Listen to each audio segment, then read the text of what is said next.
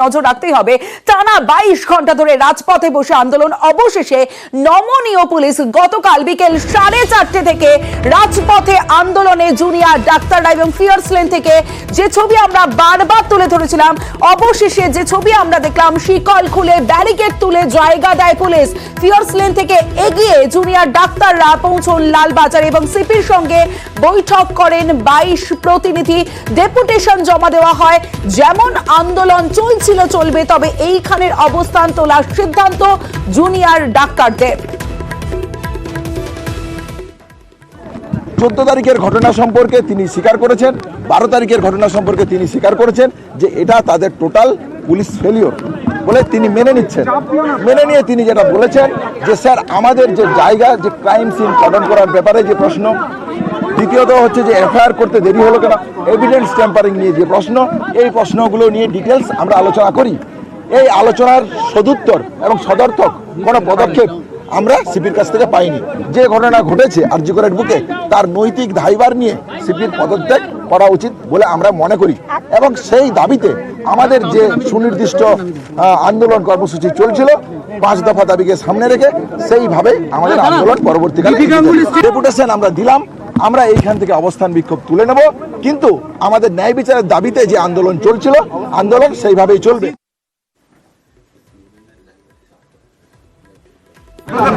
আমাদের আন্দোলন যেরকম চলছিল আমাদের বিভিন্ন মেডিকেল কলেজে সেরকম চলবে। এই মুহূর্তে ধর্ণা মঞ্চ, অবস্থান বিক্ষোভ আমরা তুলে নেব। এইখানের অবস্থান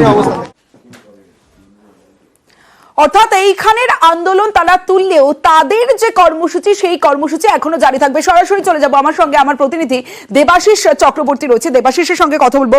দেবাশিস, এই যে অবস্থান তুললেও আন্দোলন তাদের চালিয়ে যাবেন, তারা এমনটাই জানিয়েছেন। এই আন্দোলনের রূপরেখা তাহলে কি হতে চলেছে?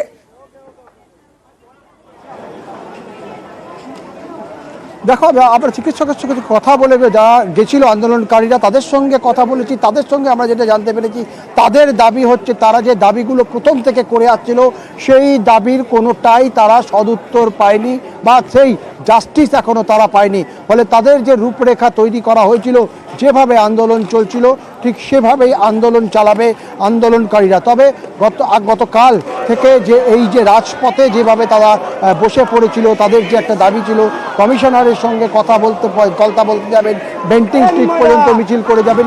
ফলে সেই জায়গাগুলোতে কিন্তু আজকে কিছুটা পুলিশ নরম হয়েছে। প্রায় 24 ঘন্টা পর তাদের দাবি মেনে নিয়েছে জুনিয়র ডক্টরস ফ্রন্টের দাবি মেনে নিয়েছে commissioner, police commissioner, Kolkata police কমিশনারের সঙ্গে তারা বৈঠক করেছেন, তাদের স্মারকলিপি জমা দিয়েছেন এবং সেখানে পরিষ্কার করে দাবি করেছেন একটাই, সেটা হচ্ছে পুলিশ কমিশনারের একেবারে সরাসরি পদত্যাগ।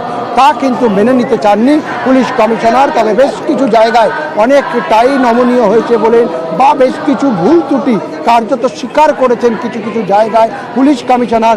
সেই কারণেই কিন্তু তাদের যে দাবি ছিল বেন্টিং স্ট্রিট পর্যন্ত মিছিল, তারপরে প্রতিনিধি দল গিয়ে কথা বলবে, সেটা তারা কিন্তু কার্যত করতে পেরেছে এবং তাদের দাবি পুলিশকে মানতে হয়েছে। সেই কারণেই আপাতত তাদের যে আন্দোলন, অর্থাৎ রাজপথে আন্দোলন, তারা তুলে নিচ্ছে।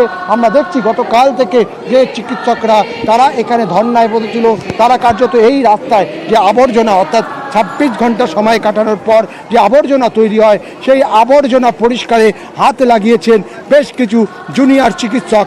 রাস্তায় তাদের পড়ে থাকা আবর্জনা, প্লাস্টিকের প্যাকেট থেকে জলের বোতল, তা কিন্তু তারা নিজেদেরকে সরিয়ে নিচ্ছে। আমরা দেখছি রূপেশ কুমার তিনি এসছেন এই মুহূর্তে আন্দোলনকারীদের সঙ্গে কথা বলে তিনি আরও একবার চলে গেলেন যে তারা কতক্ষণে এই রাস্তা ফাঁকা করবে, সেই বিষয়ে আলোচনা করে তারা ফিরে গেল। এই আবর্জনা তুলছেন, অর্থাৎ অবস্থান তুললেও আন্দোলন জারি থাকবে, এমনটাই জানিয়েছেন জুনিয়র চিকিৎসকরা।